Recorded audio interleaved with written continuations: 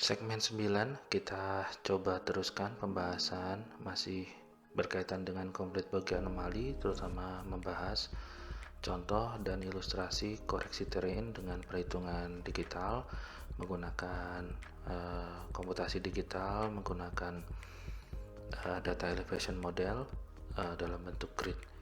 Ya, kita tunjukkan di ilustrasi di slide berikutnya. Baik, di slide ini kita tunjukkan contohnya, misalkan kita punya ilustrasi dari software yang biasanya digunakan oleh banyak orang. Nah, ini mungkin bisa dicek apakah bisa diakses untuk bisa dilakukan pengolahan data terkait dengan penggunaannya. Jadi kalaupun tidak, kita mungkin belajar bagaimana kurang lebih perhitungan itu bisa dilakukan. Pertama, data inputnya itu kita membutuhkan data elevation model. Ini mungkin dibutuhkan ada data regional sama lokal, misalkan ditunjukkan dalam bentuk grid atau interval stasiun atau interval titik yang seragam dari garis hijau. Kemudian titik-titik biru itu merupakan garis grid yang dibuat ulang untuk perhitungan terrain berkaitan dengan posisi station. Jadi regrading kurang lebih begitu ya. Jadi stasiunnya di tengah biasanya menyesuaikan. Nah, kalau di Hammerchart ada pembagian zona, di sini juga ada pembagian zona, tapi pembagian zonanya ada istilahnya adalah zona 0, zona 1 dan zona 2. Zona 0 itu terdiri dari satu sel yang paling dekat dengan titik stasiun. Jadi ada ke arah utara, selatan, timur, barat. Sedangkan zona 1 itu terdiri dari 8 sel dari titik yang ada di posisi stasiun. Itu dibatasi radiusnya, itu mungkin tidak lingkaran tapi jaraknya adalah kotak, jadi sel ke-8. Sedangkan zona kedua ini didefinisikan adalah 16 sel di luar dari titik stasiun. Jadi mungkin kurang lebih ilustrasinya di sini ada satu sel, kemudian maksimal ini sampai 8 sel, kemudian yang ini maksimal sampai 16 sel. Mungkin itu kalau dari ilustrasi ini. Dan setiap zona itu akan menggunakan formulasi perhitungan koreksi terrain yang berbeda. Zona 0 ini menggunakan bentuk slope triangle ya, atau segitiga, prisma segitiga yang memiliki lereng begitu. Kemudian yang zona 1 menggunakan persamaan prisma, sedangkan zona 2 ini menggunakan bentuk cincin atau ring begitu ya. Itu ilustrasi perhitungannya. Nah, ini mungkin tidak ditunjukkan terkait dengan radiusnya berapa atau interval gridnya berapa, tapi dari situ mungkin kita bisa melakukan sedikit pengujian atau melakukan komputasi secara mandiri. Nah, kalau yang coba saya tunjukkan berikutnya itu berkaitan dengan zona 0 dan zona 1 saja misalkan. Zona 2 mungkin kita tidak hitung terlalu detail. Nah, ilustrasinya mungkin ditunjukkan di slide berikutnya. Jadi kalau kita definisikan koreksi terrain kita terdiri dari dua zona, ada zona 0 dan zona 1. Zona 0 kita akan gunakan persamaan dari slope triangle, zona 1 adalah persamaan prisma. Ilustrasinya mungkin saya gunakan 9 titik, di mana titik tengah itu adalah titik pengamatan, maka beda tinggi di titik paling dekat sekitarnya, di sektor yang paling dekat itu merupakan bentuk slope triangle, sedangkan titik yang lainnya itu dalam bentuk prisma. Nah, tentu saja di titik yang lainnya bisa kita gunakan juga dalam bentuk prisma untuk grid yang jaraknya lebih luas. Nah, mungkin beberapa penelitian atau publikasi dan juga pekerjaan tugas akhir bisa dicek di beberapa judul berikut ini. Nah, selanjutnya untuk mengaplikasikan desain dari program ini, kita bisa menghitung, misalkan contohnya kita punya distribusi titik pengamatan kita, misalkan kita punya sekitar 400 titik seperti ini. Nah, kita membutuhkan digital elevation model yang lebih luas, mungkin radiusnya bisa sampai sekitar 20-an kilometer. cukup jauh.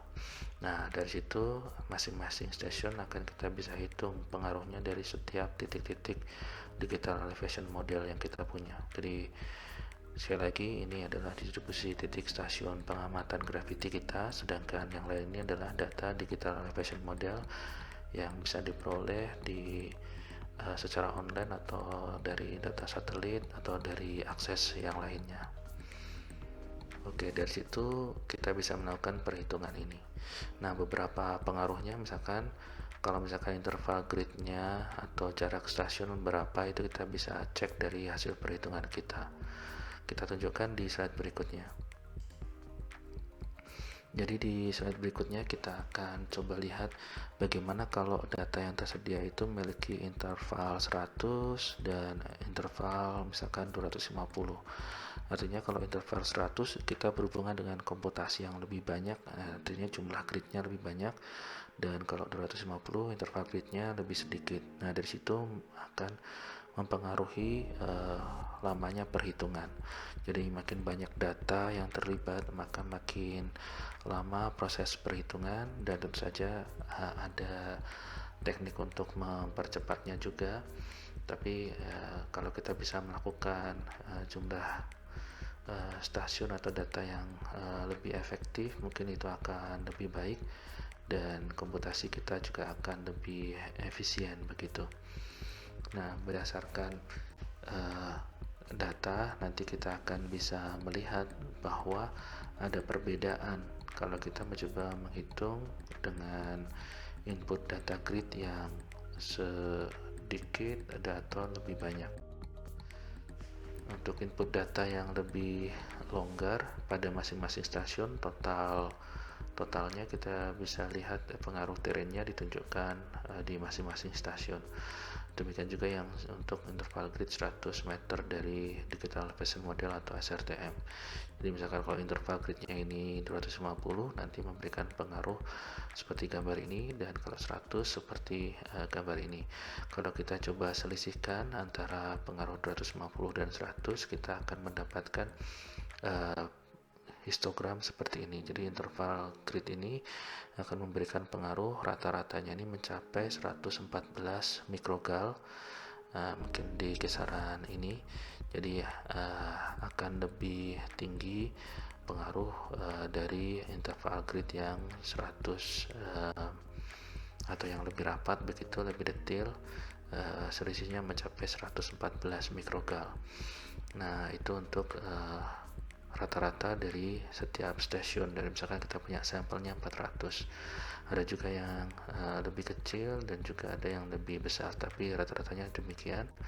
Dan dari situ kita bisa melihat signifikansi apakah kita perlu melakukan perhitungan seteliti apa untuk daerah penelitian kita, apakah nilai-nilai yang diberikan itu cukup relevan untuk mendapatkan ketelitian yang kita targetkan. Selain itu, kita juga bisa melihat pengaruhnya sebagaimana yang ditunjukkan di contoh menggunakan hammer chart.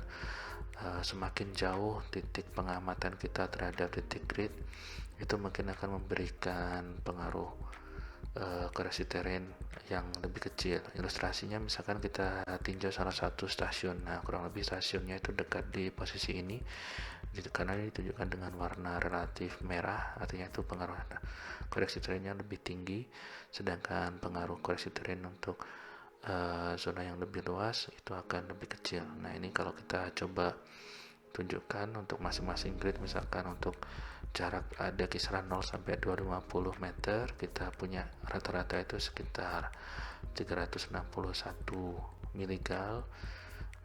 Kemudian kalau makin jauh 250 sampai 1 kilo, misalkan dari 46 grid ini rata-ratanya ada 116 mikrogal, dan mengecil sampai kisaran 21 km. Jadi kita bisa melihat kurang lebih kalau sudah cukup jauh, relatif total terrain correction di radius ini atau sektor ini akan semakin kecil atau hampir tidak mempengaruhi. Jadi kita bisa melihat seberapa jauh zona yang perlu kita gunakan, terutama itu juga bergantung dari variasi topografi yang kita miliki. Demikian ini ilustrasi untuk perhitungan misalkan menggunakan koreksi terrain dengan komputasi menggunakan perhitungan data digital elevation model. Terima kasih, semoga bermanfaat.